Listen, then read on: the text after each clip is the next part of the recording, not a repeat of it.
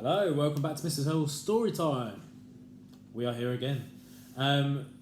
So just so you know where we're up to in the book, so we're in The Thing from David Walliams, and Myrtle really wants Thing. They try to distract her with the chocolate cake, however, this did not work. So, let's see what happens. Mrs. Meek shot a look at Mr. Meek, most displeased. He was even meeker than she was. Well, my sweet princess, your father and I found this book deep in the vaults in the library. Listen, growled the girl. I want my thing, and I want it now. Things were going from bad to worse. The cake hadn't helped at all. If anything, it had given Myrtle a sugar rush that made her even more foul-tempered than usual. Well, you see, the lady spluttered. Father, you can take over here. Well, he began, a look of terror now in his eyes. Spit it out, bawled the girl. My cherub.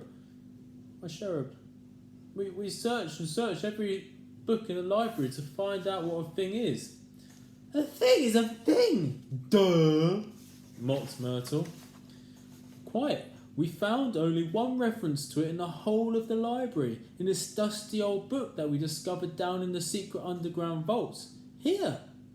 Father nodded to Mother, who lumbered over the ancient tome. It's called the Monsterpedia, said Mrs. Meek. Have a look. It's fascinating reading.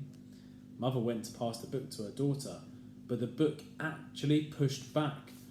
I hate books. They make my brain hurt, Myrtle exclaimed, batting the Monsterpedia away with her hand. Thump! The book slipped her back. Thwack! There you go. Ouch! Screamed the girl. Get that away from me! Mother took hold of the book. Let me help you, Sugar Plum Fairy. Mother flicked through the dusty old book and opened it at the right page. This, my rainbow child, is a thing. Have a read. You read it, ordered Myrtle. Mrs. Meek proceeded to read aloud from the book, placing particular emphasis on the particular part. Warning. Never ever keep a thing in the house. They are the world's worst pets. So, my dove of love, prompted Mother, what do you think? Surely you don't want a thing now. The pair looked longingly at their daughter, their hands glued together in prayer. Chapter 10. A Ghastliest. I think, began Myrtle, her tongue tracing the plate for any uneaten crumbs, having a thing as a pet would be a big, fat disaster. Mr. and Mrs. Meek let out a humongous sigh of relief. Phew. Their lives have been spared. We couldn't agree more, exclaimed Mother. Father beamed. You took the words right out of our mouths. There you go, her licking the plate.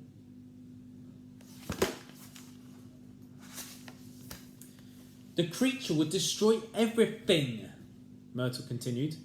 You are so right. Righter than right, cooed Mrs. Meek. What a clever girl you are, agreed Mr. Meek. The car, the house, everything. It might even kill us all. Excellent point, agreed Father. Just best not to die if you can possibly avoid it, echoed Mother. Who on earth would want a thing as a pet? Ha ha! Myrtle laughed. Her parents joined in. Ho ho hee! Even the Monsterpedia seemed to wobble around, chuckling silently to itself. Me! Replied Myrtle. The laughter died instantly.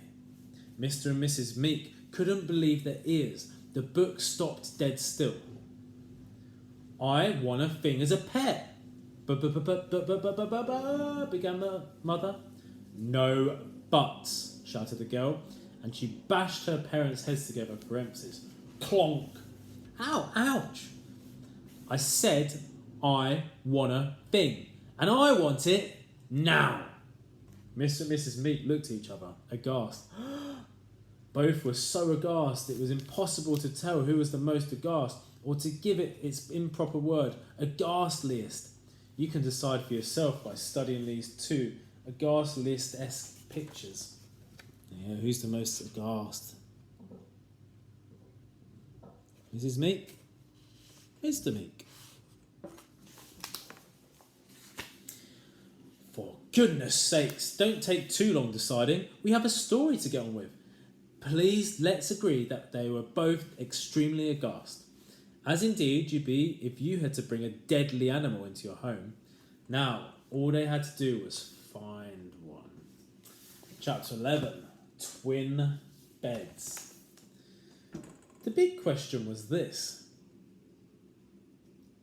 Who would have to go to the deepest, darkest, jungliest jungle in search of this blasted thing? Sitting up in their twin beds, Mr. and Mrs. Meek discussed this way into the night. Of course, both were desperate not to go, but being who they were, the argument was remarkably polite. But you need a jolly good holiday, father, began Mother with a smile. You have been working so hard at the library, you should go. No. You have always said you wanted to travel and explore the world, Mother, replied Father. Have I? You said you wanted to go to the seaside. For the day? Well, this will be very much like a day out to the seaside. In what way? Pressed Mrs. Meek. Well, that stumped Mr. Meek rather. There might be an ice cream van, he offered pitifully. An ice cream van? Mrs. Meek was incredulous. In the deepest, darkest, jungliest jungle?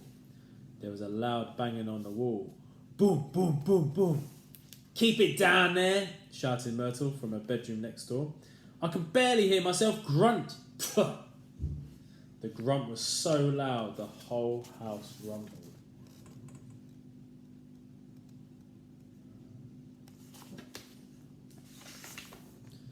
Needless to say, Mr. and Mrs. Meek both looked appalled. Mother suddenly had a thought and whispered to her husband, Of course, one of us is going to have to stay behind and look after our darling daughter all on their own. I'll go, he replied as quick as a flash, to the deepest, darkest, jungliest jungle. Yes, so that's settled then. Good night. With that, he switched off the light. Flick. Mr. Meek slept like a baby that night. He woke up every 2 hours, crying his eyes out. Alright, I'm going to stop there for now. And chapter 12 tomorrow is some light reading. Do you reckon they'll find the thing? Do you reckon it'll be in the deepest, darkest jungle? Thank you for listening. Hope you have a lovely day, and I will see you again tomorrow. Adios.